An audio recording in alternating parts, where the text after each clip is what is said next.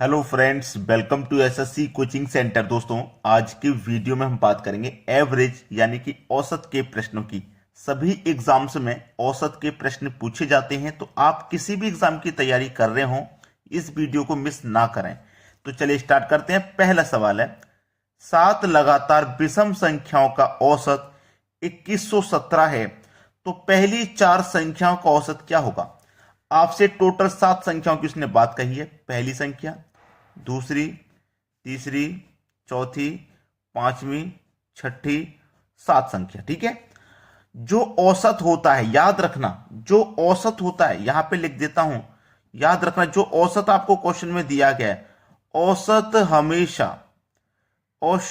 हमेशा बीच वाली संख्या होता है। ठीक है, औसत हमेशा बीच वाली संख्या होता है। अब देखो, हमारे पास औसत 2117 है, ये बीच वाली संख्या होगा, तो टोटल 7 संख्या है। बीच में आप यहां आ जाएंगे, बीच से 3 इधर छूट गए, बीच से 3 इधर छूट गए, ये आगे बीच में, यानी कि 2117 आपका औसत है, बीच वाली संख्या। ठीक है। और संख्या कैसी है, लगातार, और वो भी विषम। तो 2117 के बाद में विषम क्या आ जाएगा, 2119, फिर आ जाएगा 2121, फिर आ जाएगा 2123। ठीक है, विषम संख्या है। और 2117 से पहले आ जाएगा 2115, 2113, 2111, ये आ जाएगा। ठीक है। अब उसने जो पूछा है वो ये है कि 4 संख्याओं का औसत क्या है। ठीक है, पहली 4 का। तो पहली 4 कौन कौन सी, 1 2 3 4, इन 4 संख्याओं का औसत उसने पूछा है क्या है।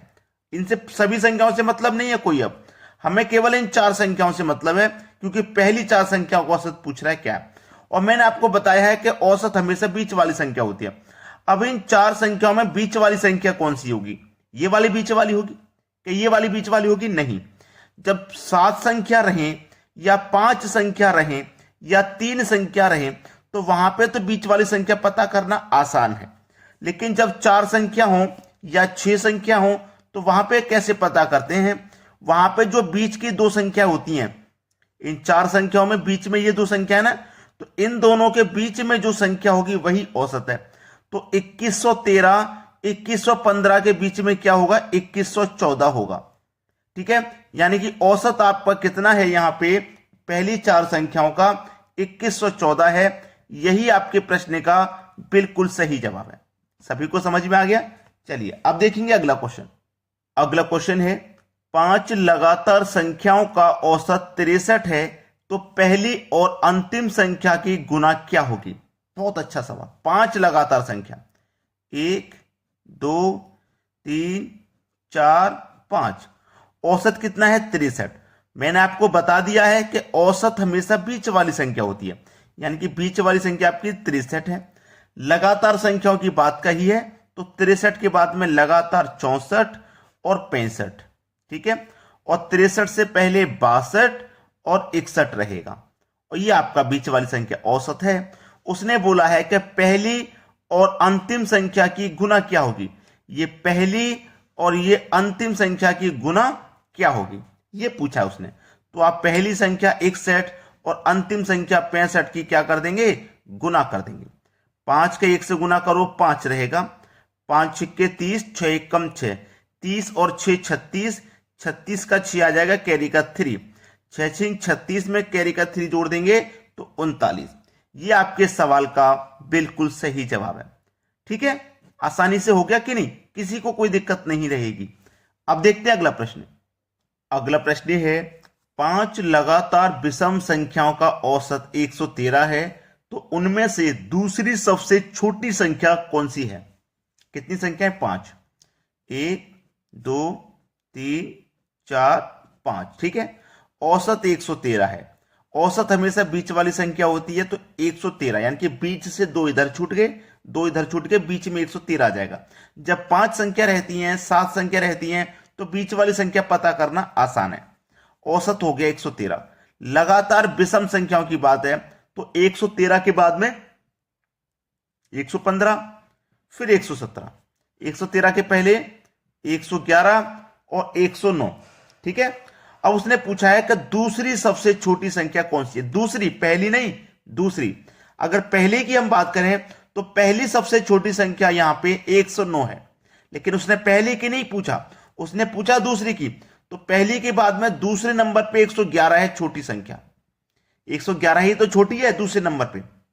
अगर वो ये भी कह देता प्रश्न में कि सबसे बड़ी संख्या पूछे तो 117, दूसरी सबसे बड़ी पूछे दूसरी, तो पहले नंबर पे तो सबसे बड़ी ये है और दूसरे नंबर पे ये बड़ी है, तो फिर ये आंसर हो जाता है। ठीक है ना। तो इस प्रश्न का आंसर क्या हो जाएगा? 111। ये आपके सवाल का बिल्कुल सही जवाब है। अब देखेंगे अगला प्रश्न। अगला प्रश्न है 6 लगातार सम संख्याओं का औसत 207 है, तो सबसे छोटी और सबसे बड़ी संख्या का योगफल है। 6 संख्या इस बार, 1 2 3 4 5 6। औसत क्या होती है? बीच वाली संख्या। अब 6 संख्याओं में मैं बीच में कहां रखूंगा? यहां बीच में तो रखूंगा नहीं भाई। देखो, या तो ये वाली संख्या या ये वाली संख्या। मैंने आपको पहले बता दिया है कि जब 4 संख्या रहे, 6 संख्या रहे, कैसे करते हैं? जो बीच की दो संख्या होती है ना, ये वाली, ये जो बीच की दो संख्या होती है, इनके बीच वाली संख्या औसत होती है, यानी कि 207 ये है, ये संख्या है 207। औसत आपका बीच वाली दो संख्या, देखो इधर से दो छूट गई, इधर से दो छूट गई, जो बीच की दो है ना, उनके बीच वाली संख्या औसत होती है। हमेशा याद रखना, जब 6 संख्या हो, 8 संख्या हो, 4 संख्या हो, तब। क्लियर है ना। अब बात करेंगे सम संख्याओं की। बात है ना, ये 6 लगातार जो संख्या है सम है, तो 207 तो एक विषम है, तो 207 की अगली संख्या सम कौन सी हो जाएगी? 208, और 207 से पहले 206। अब 208 के बाद में सम संख्या 210, 212, 206 से पहले 204, 202। ठीक है, सभी संख्याएं पता लगी। अब उसने पूछा है सबसे छोटी और सबसे बड़ी संख्या का योग।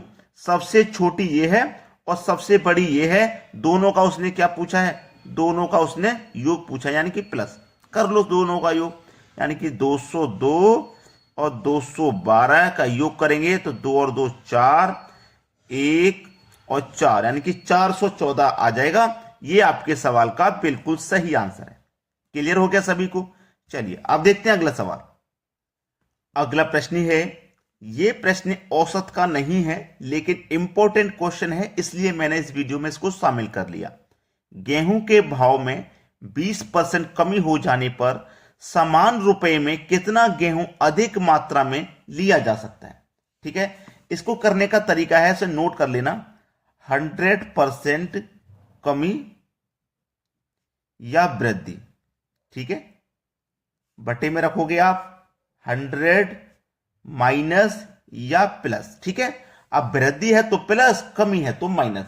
ठीक है, चलिए गेहूं के भाव में 20% कमी हो जाने पर, यानी कि पहले स्टार्टिंग में कितना होगा उसका भाव? पहले स्टार्टिंग में कितना उसका भाव होगा? 100। 100 में क्या हो गई? 20 की कमी हो गई। क्या हो गई? 20 की कमी हो गई। 20 की कमी हो गई। वृद्धि होती है तो यहां पे जोड़ के यहां वृद्धि लिख देते। ठीक है, चलिए 20 की कमी होगी, बटे में आ जाइए, बटे में आपका 100 रहेगा। ठीक है, कितना गेहूं अधिक मात्रा में लिया जा सकता है? कितना गेहूं अधिक मात्रा में लिया जा सकता है, उसने ये बोला है। देखो, गेहूं के भाव में 20% कमी हो जाने पर, ठीक है, समान रुपए में कितना गेहूं अधिक मात्रा में लिया जा सकता है? सवाल खत्म। देखो 20% की कमी हो गई है ना, कितने की कमी हो गई है भैया? 20% की कमी हो गई है, तो यहां पे आप क्या करोगे? 20 लिखोगे। ठीक है, चलो 100 का मल्टीप्लाई मैं 20 से कर दूं तो ये कितना हो जाएगा? 2000। 100 में से माइनस कर दूं 20 तो कितना बचेगा? 80।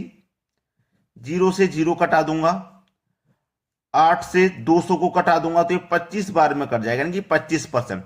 तो कितना गेहूं अधिक मात्रा में लिया जा सकता है? 25% गेहूं अधिक मात्रा में लिया जा सकता है, खरीदा जा सकता है। आसानी से कर लोगे इन प्रश्नों को, कोई दिक्कत नहीं।